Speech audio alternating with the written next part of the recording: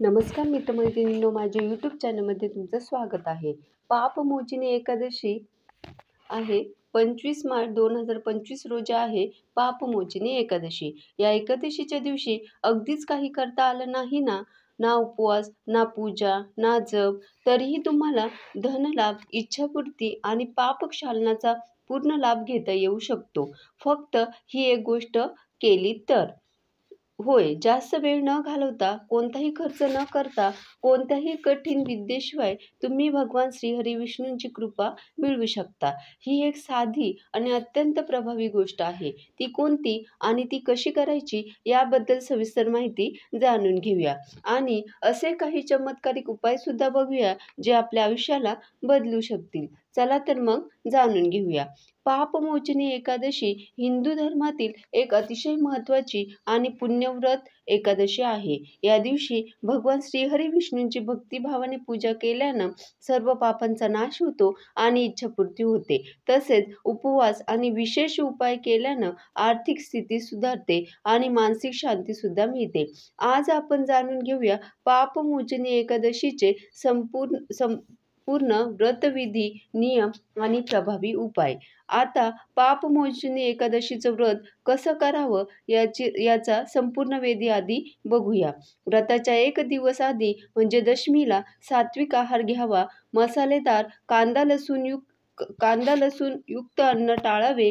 रात्री पवित्र संकल्प करून झोपावं की मी पापमोचनी एकादशीचं व्रत करणार आहे.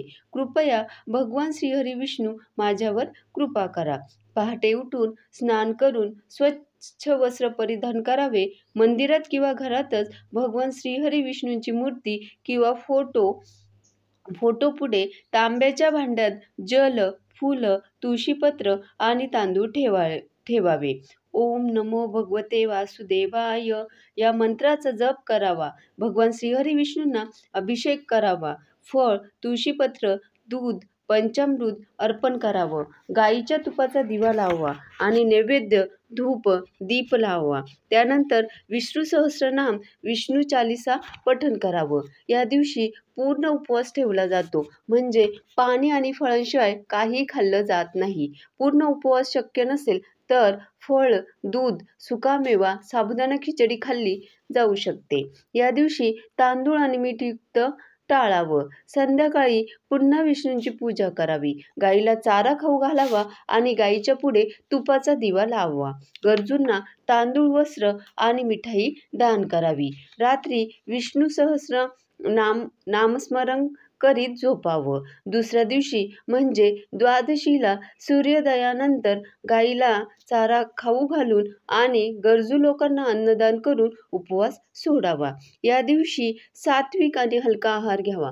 आता पापमोचनी एकादशीच्या दिवशी करायचे खास इच्छापूर्तीचे उपाय, धनप्राप्तीचे उपाय आणि पापमुक्तीसाठीचे उपाय बघूया.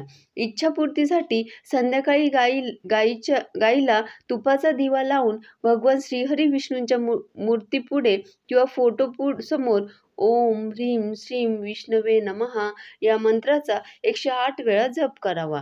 धनप्राप्तीसाठी श्री लक्ष्मीनारायणाची पूजा करून ओम श्रीं ह्रीं श्रीं महालक्ष्मी नमः या मंत्राचा 108 वेळा जप करावा. याचबरोबर पितरांच्या शांतीसाठी संध्याकाळी तुळशीच्या झाडाजवळ तुपाचा दिवा लावावा.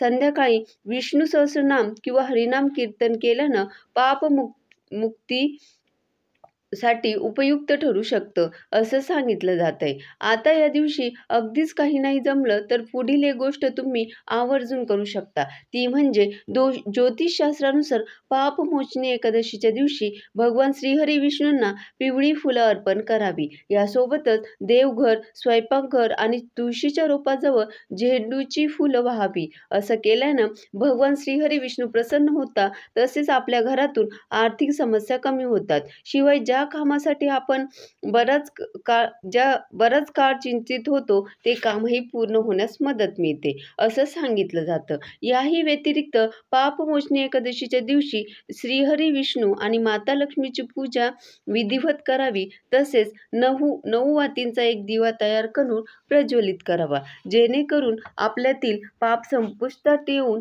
नवविधा भक्ती जागृत होईल. त्यानंतर देवी लक्ष्मीच्या कनकधारा स्तोत्राचे आणि श्रीहरी विष्णूंच्या श्रीहरी स्तोत्राचे पठण करावं. हा अगदी सोपा आणि साधा उपाय आहे, जो पापमोचनी एकादशीच्या दिवशी केल्यानं आपल्याला भगवान श्रीहरी विष्णूंसह देवी लक्ष्मीचे आशीर्वाद मिळतात असं सांगितलं जातं. तर मंडळी, पापमोचनी एकादशीचं व्रत केल्यानं सर्व पापांचं क्षालन होतं, शिवाय धनलाभ होतो, इच्छापूर्ती होते. या दिवशी उपवास, जप, दान आणि पूजा यांचं विशेष महत्त्व आहे. व्रत नियमानुसार आणि श्रद्धेने केल्यास भगवान श्रीहरी विष्णूंची कृपा प्राप्त होते असं सांगितलं जातं. धन्यवाद.